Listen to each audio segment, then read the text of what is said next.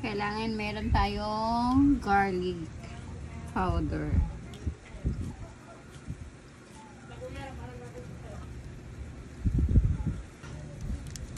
Maglagay tayo guys ng seasoning. Then paminta.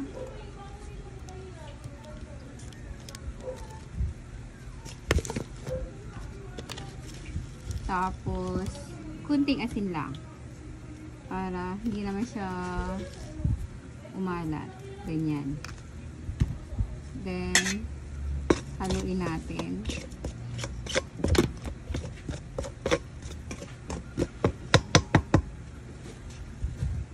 Tapos isang itlog lang guys.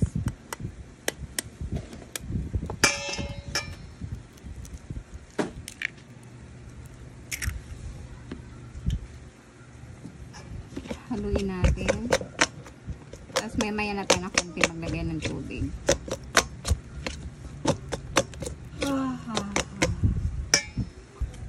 Then mag-add tayo ng tubig.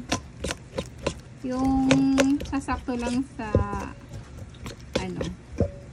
Kayo na guys magtansya kung gusto niyo nitong aking niluluto. Tansya-tansya na lang ako kasi alam na namin kung paano magtansya-tansya. Ayan guys.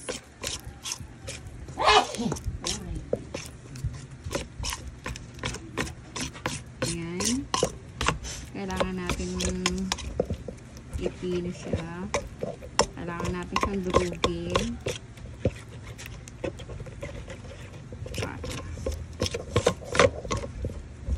Para kumapit siya sa mga dahon-dahon. Ito guys, so ganyan lang.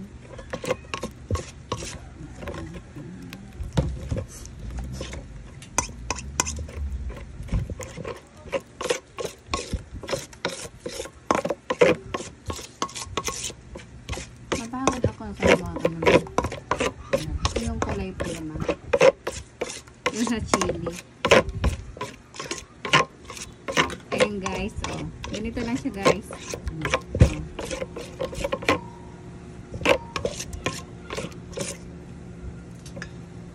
Tapos once natapos na siya, gusto ko magdagdag nito ganyan. Masarap po yan. Paprika.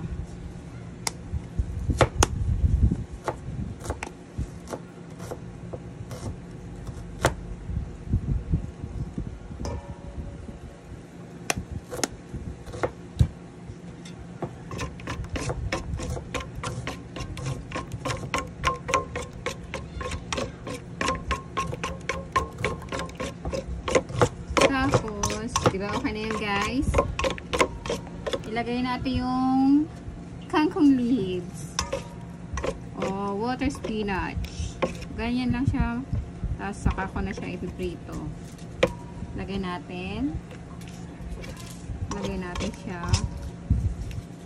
Diba? Ganyan lang siya guys. Ibabad natin dyan. Ang lalaki na mga dahon ng kangkong. Ang galing ng mama ko mabili ng kangkong, yung lalapad. Diba? Ganyan lang guys. Isa-isa nyo lang na ganyan. Lagay.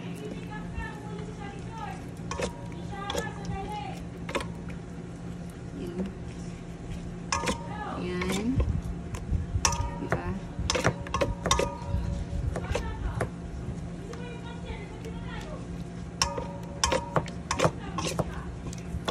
Sarap.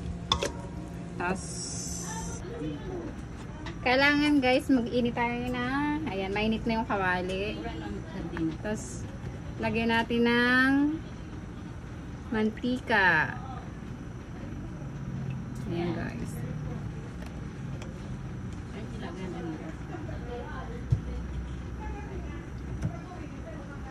Ayan. Tapos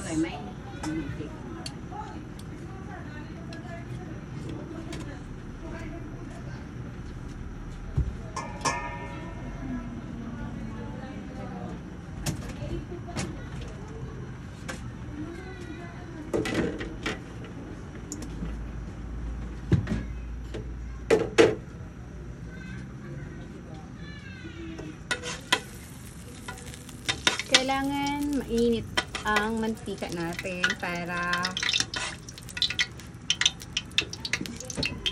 diba?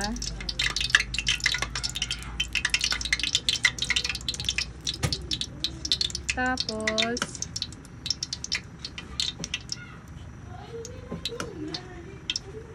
ilagay natin yung kangkong. Diba guys?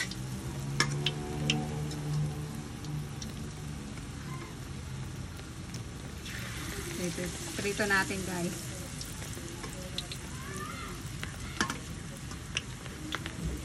Sobrang laki ng kangkong natin guys para hindi magkasya sa ano eh.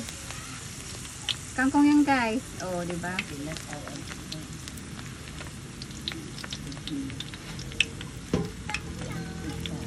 Oh.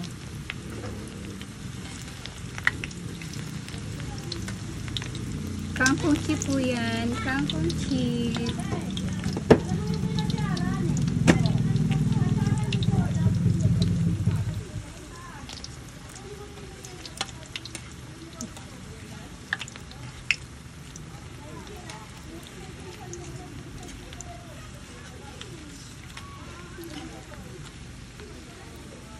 Diba guys? Ang ganda ng kulay. Kakatuwa ba oh?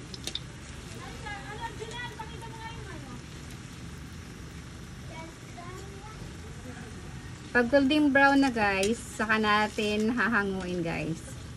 O diba? Ganyan siya guys. Lagay natin dyan. O diba?